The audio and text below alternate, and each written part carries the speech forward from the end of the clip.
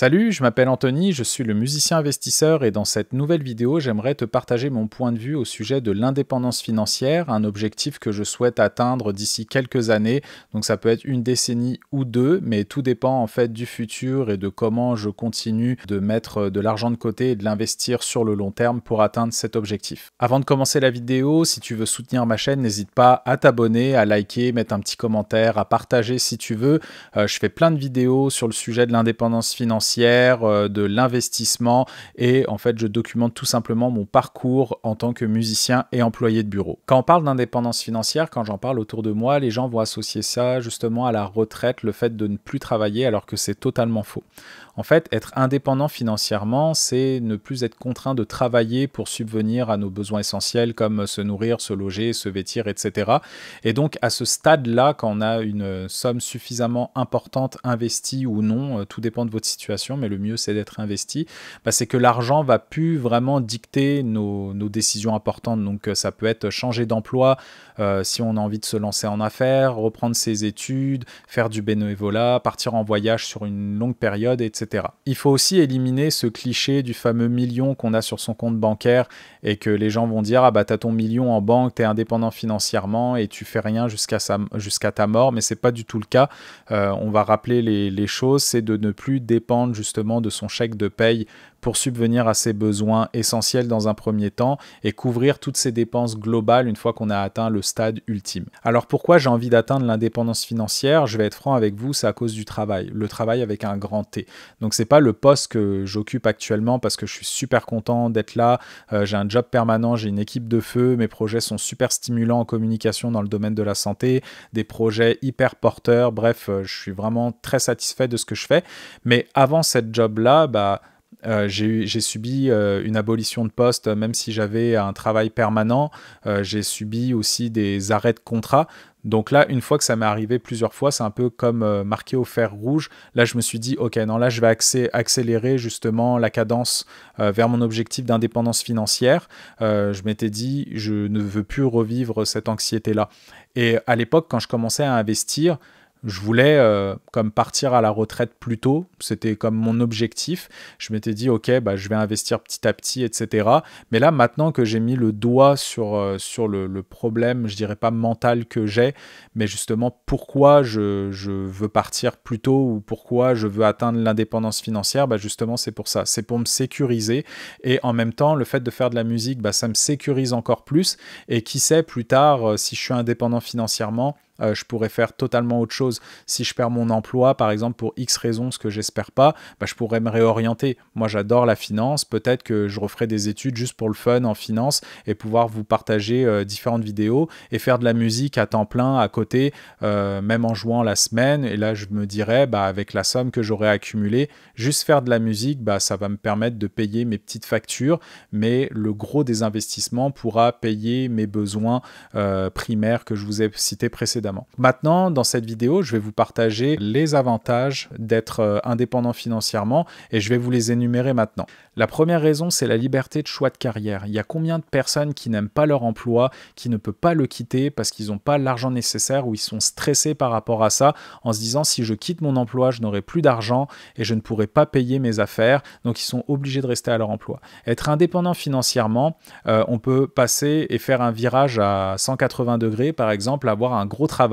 mais avoir vraiment une indépendance financière et se dire ok, là je peux aller me réorienter dans un domaine qui me passionne totalement et je suis pas contraint d'avoir un gros salaire vraiment pour subvenir à mes besoins parce que justement le salaire que je vais avoir avec ce petit job, donc par exemple un financier qui va aller travailler dans un magasin de photos parce qu'il est passionné de photos, là, il n'aura pas besoin d'un gros salaire parce qu'il aura déjà son indépendance financière et que ce sera comme un hobby de travailler dans un magasin de photos et c'est quelque chose qui le passionne et ça reste dans ses valeurs intrinsèques. La deuxième raison d'être indépendant financièrement, c'est la sécurité financière, tout simplement.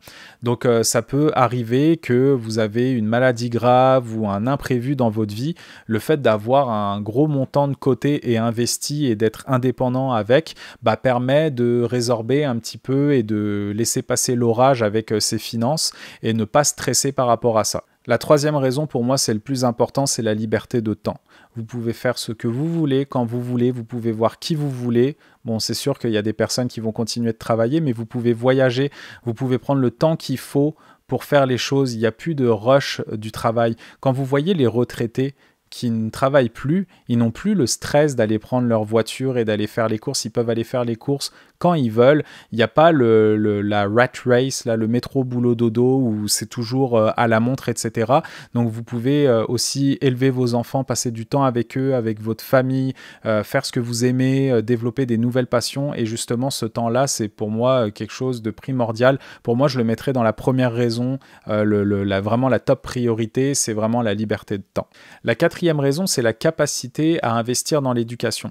Donc, admettons quelqu'un qui n'aime pas son emploi, qui est indépendant financièrement, qui souhaite se réorienter, justement, il pourrait se dire, je vais développer mes compétences ou trouver des nouvelles compétences dans un nouveau domaine et redémarrer à zéro et de faire quelque chose qu'il aime. Donc, on pourrait prendre l'exemple de quelqu'un qui est passionné d'informatique, qui ne travaillait pas dans ce domaine et qui se dit, là, je vais peut-être apprendre à coder et justement, même faire de la programmation, donc aller à l'école, développer ses compétences et retrouver un emploi dans ce domaine qui pourrait le passionner. Et justement, tout ce temps-là, il aura appris des nouvelles choses. Il n'a pas été serré à la gorge à rester dans un emploi qu'il n'aimait pas. La cinquième raison, c'est la possibilité d'aider les autres. Donc autant les membres de sa famille, s'ils ont des soucis financiers ou même des maladies, par exemple, où vous pouvez rester auprès d'eux, mais c'est aussi faire du bénévolat dans diverses associations qui vous plaisent et que vous avez envie de donner du temps pour ces personnes-là. Donc le fait d'être indépendant financièrement, vous pourrez faire ça et je vous encourage vraiment à le faire et c'est ce que je souhaite faire lorsque je serai indépendant.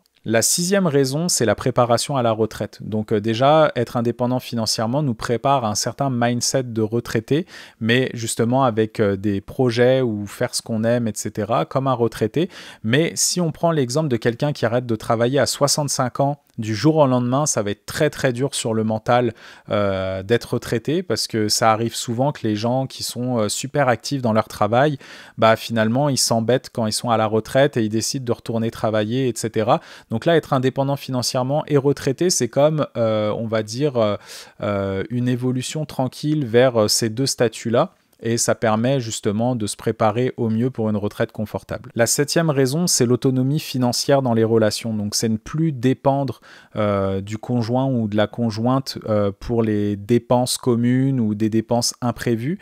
Donc là, on ne parle pas de l'indépendance financière avec des grosses sommes, mais c'est au moins avoir un bagage de côté de 3 à 6 mois de dépenses qui permet justement de subvenir aux imprévus qui pourraient se passer dans le couple et de ne pas demander l'argent à notre conjoint, conjointe ou quelqu'un de notre famille. La huitième raison, c'est la capacité à prendre des risques calculés. Donc si vous êtes indépendant financièrement, que vous voulez vous lancer en affaires, vous avez le temps de voir venir. Vous pouvez allouer une certaine somme à votre business. Si vous perdez cet argent-là et que ça ne fonctionne pas, vous n'aurez pas vraiment de stress, alors que quelqu'un qui n'a pas d'argent, qui souhaite se lancer en affaires et qui perd tout et qui est obligé de recommencer à zéro, etc., ça peut être très stressant. Donc le fait d'avoir une capacité à réduire les risques en démarrant des business ou un autre projet, être indépendant financièrement, ça fonctionne. La neuvième raison d'être indépendant financièrement, et ça englobe en fait les autres raisons mentionnées précédemment, c'est la réalisation des objectifs de vie. Donc pensez-y, quand vous étiez enfant, vous aviez des rêves et malheureusement le fait de rentrer dans la vie active avec le métro boulot dodo, le manque de temps, le manque d'argent, la vie de famille, en fait la vie suit son cours et on n'a plus le temps de rien faire, là justement avec l'indépendance financière, ça va vous permettre d'avoir le temps de réaliser vos rêves. Donc ça peut être par exemple faire le tour du monde, ça peut être monter une fondation philanthropique, faire du bénévolat, passer du temps en famille, des temps de qualité. Ça peut être éduquer vos enfants aussi. Si vous rêviez de faire l'école à la maison avec vos enfants, par exemple, être indépendant financièrement, vous pouvez faire ce genre de choses. Donc voilà, ça fait un peu le tour de ce que je voulais vous mentionner à propos de l'indépendance financière. J'espère que cette vidéo vous aura plu, qu'elle n'a pas été trop longue. N'hésitez pas à me mettre en commentaire aussi vos raisons d'atteindre l'indépendance financière, si tel est le cas. Ça me fera plaisir d'y répondre et peut-être ça va m'inspirer pour plusieurs choses. N'hésitez pas encore une fois à liker, à partager, à vous abonner à ma chaîne, cliquez sur la cloche, etc. Et je vous souhaite une très bonne fin de soirée et à très bientôt.